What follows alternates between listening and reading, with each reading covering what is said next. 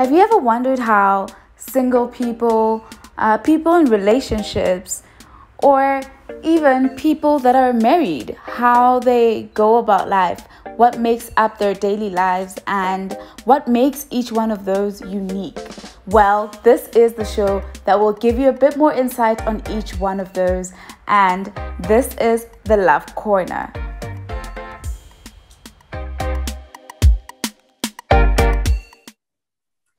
Welcome, Tankiso, to our second episode of the Love Corner with me, Atisang. And I really do hope that you are comfortable, ready to have this chat, and that you are transparent and as open as you can be. Welcome, and would you like to just introduce yourself to the viewers, just so that they know who Denkiso is before we get to just into the rest of the questions? All right, hi. Well, my name is Tankiso, born and raised in Lesotho, Maseru. Well, I'm 29 this year. Oh, yeah. And yeah, I'm still single. So that's, All yeah, right. that's about it. Well, that's great that you already mentioned that you're single. Then it sort of makes my job easier. I don't have to explain why you're here. But would you like to would you let us know why you think you're still single? Well, being single is not really a choice, but it's a choice. So to some point, it's like there's a lot of, in my situation, there's a lot of females around, there's a lot of girls, but finding the right girl is never really the easy part. Getting into a relationship is easy, but getting into the right relationship, well, I'm finding it quite difficult, as I am. Okay. Yeah.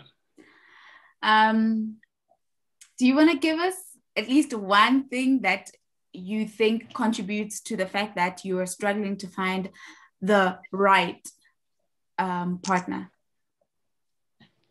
Well, in today's day and age, the problem comes with financial issues. Our financial situation nowadays dictates whether we get into what type of relationship. Finding in the true love is close to impossible nowadays. Possible, but extremely not there. Yeah. Okay. All right.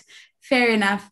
Now we're still in February, which is known as the month of love. What does love mean to you? Oh, in the simplest terms, you don't have to get into the technical stuff. As simple as you can describe it, or rather even define it. Yeah. Well, love in a nutshell, according to me at least, it's all about compromising. Now finding someone to compromise for you, or you finding someone to compromise for them, is the biggest factor in anything that's called love. So compromise is the only way I can describe love for me right at the moment. Okay. And what are just give me three things that you think are very, very important in a relationship. What actually makes a relationship successful? Just three. Okay. You don't have to give me all 10. I'm just asking for 3. Well, three, I would say. Wait, repeat this question clearly again so I can answer it as proper as possible. Give me three things that you would deem very, very important to making sure that a relationship is successful. Oh, first things first. I know it's going to sound weird coming from me after all of what I've said. First things first, it's financial. That is the very first thing. It has to go financial. It has to go with the care, and it has to go with the compromise. Okay. Now, you're you're a Christian and you're single, what's your take on Christian dating in general? Is there anything that you change? Is there anything that you really, really appreciate or love about Christian dating as it stands today? Well, there's nothing wrong. Well, as Christian dating, we've put it in a bottle. We are making it like we don't want to seem human. Yeah. You know, like it's like as a Christian, you can't do X and you can't do Y. Mm-hmm. But on the other hand, you're dating. So it's like you're kind of going against your own belief while dating. Right. But that's a wrong perception of all of this, you know. Mm-hmm. Dating, you should be dating as Christians, you know, you should be getting to know each other. Well, yeah, you get what I'm saying. So what you're saying is basically we are still human. And I think this is very important because it's one of the things that I always want to highlight. We're still human. It does not mean we're superhuman just because we're Christian. What may be different is now how we execute certain things. Yes. Okay. All right. Yes. So what would your ideal first date be like?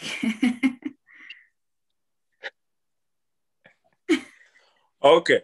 Well, it's never really easy for me personally, my ideal date, because I'm a very adventurous person. So my ideal first date will be actually going out into the nature. You know, we go out into nature, spend time together, talk, but on the other hand, it's our first date. So I don't want to scare the poor girl away, you know? So it's like, you know, it's like, it has become a common norm to just go for lunch, maybe dinner there and there, but I just like nature. So I would like to be out, but also I mustn't make her feel like we left all the people behind. She must still be able to kind of see some people moving around so she can be comfortable. Okay. Well, it's very interesting that you mentioned going out for dinner or lunch. So because you mentioned it, I'm going to ask you, I'm going to give you a scenario and you're going to tell me. So now if you and your date are out and let's say for lunch and the waiter, waitress comes and gives you the bill. Mm-hmm.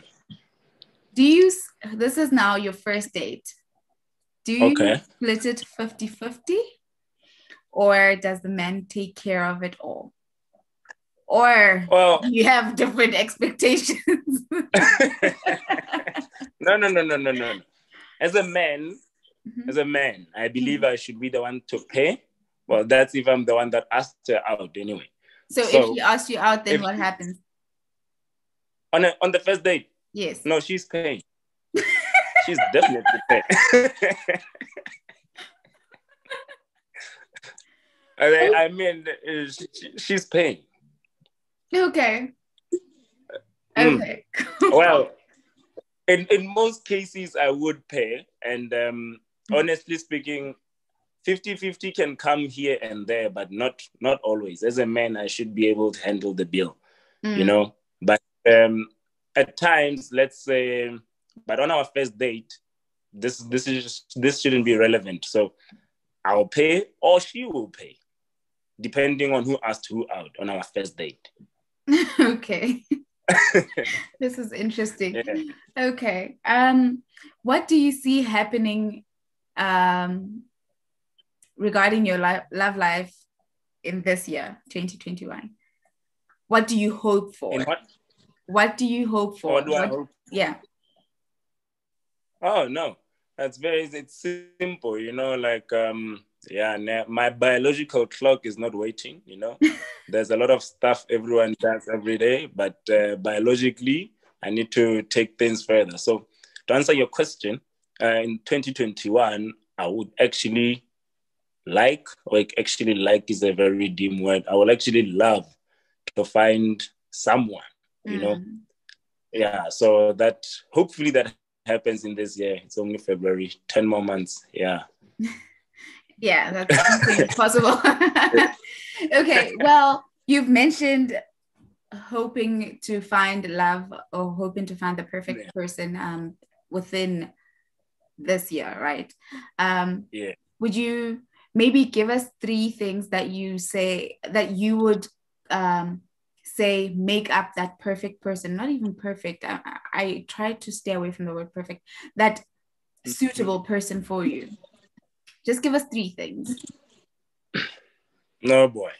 Okay. One, I actually like a very independent woman. She has to be independent, you know. She has to have something going on. Even if she's not there yet, but at least when I speak to her, I must be able to hear that at least there's a brain that to put together with mine can take us somewhere. You know, she mustn't just be someone that's just there. She must be having dreams. She must be stable in her own way, you know, so that whatever she does it. Whatever I do it. And then together we make one proper team. But she must be independent in her state. I must be independent in my state. That was 2, right? And then from there, she must just be a woman of, you know, that cares, you know. Nowadays, with this women empowerment things going on, well, women are getting up the ladders of corporate and life in general, but now we are missing the point. It's like now a woman is like another man in the house. No one cares for each other. Everyone is just busy doing their own thing. So she must be stable. She must still be able to take care of whatever she has to take care of, you know? Yeah, loving and in general. Okay. I think you mentioned 2. What was No, the that third was one? 3. You mentioned caring. You mentioned stability. What's the third one? Oh, now you're. Oh, actually, now you're making me sound like I actually didn't say it because now I forgot it. But I'll say that. No, but a woman must have a vision. You know, like when you speak to a woman, she must have her own visions. You know, her own dreams. Yeah. Yes. Yeah. Okay. So would you date, or do you think it's okay for a Christian to be dating a non-Christian? Oh, yes. Yes. It is okay. But now, before things go anywhere, as a Christian dating a non-Christian, there has to be boundaries, because at some things we take them a bit differently.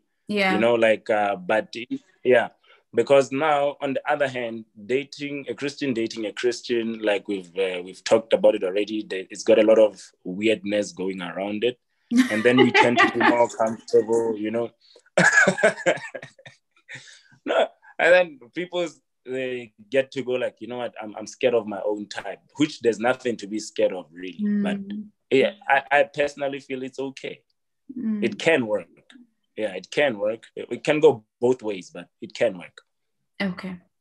So you mentioned something about Christian men being afraid or scared to approach Christian females, right? Yes. Why do you think we have that within the Christian community? Why do you think that? Is it intimidation? Is it what is it? Well, I like the fact that you already said intimidation. And on top of intimidation, I feel like us as men, I'll talk from the men's side because, well, I only know how men feel. I mean, but but the thing is, when as a Christian brother, and then I go to my fellow Christian sister, now all of a sudden I'm trying, you know, to ask her out, but now I really can't really go straight and ask her out because now she feels like, yo, hi, brother, you can't be saying stuff like that, you know. Now all of a sudden I don't feel comfortable anymore going to others, even if they won't reply like that, you know. It's like, no, I wasn't expecting you to say such things, but Now you said it, now it's all awkward and stuff. So to avoid the awkwardness within each other, people just, look elsewhere. So would you say we dehumanize everything? Do you think we expect people to be robots and to act robotic without any emotions, just because they're Christian? Is that what you're saying? That's what I'm saying. That's okay. That's interesting, and that's something that I think one day I would love to have a full-on conversation about this one. Yeah. Okay. We're approaching the end. Would you like to? Is there anything you'd like to add? Is there anything that you'd like to tell people? I think there are a lot of misconceptions about Christianity, about singleness, even within Christianity, and misunderstandings either from outside or from even our society as Christians. Would you like to share anything? Would you like to, as opposed to, well, I'll just throw in my 2 cents in there. But with that said, it's like, here's the thing. From what I've realized in our age group, us people, my age, it has come to a point where we need to get a few things right, When you are responsible with your money, right? We say no, that girl is very responsible, That's what society says. Yeah. But when I reverse the tables, when I am responsible, society says I'm stingy, So no, it's like this thing. People must just learn to put these financial issues aside. They are the ones that are actually making us struggle to find anything real. It's like that's all we look at nowadays. So my advice to everyone and myself will definitely be never ever look at the financial situation when you're looking for love. That should be, it's important, but it's not the very first thing you look at, So yeah, because when poverty walks in the front door, love runs out the back door very fast. So yeah. Okay. What? Yeah. Okay. Last question, I promise. What would you tell the 16-year-old Denkiso about love? Oh boy.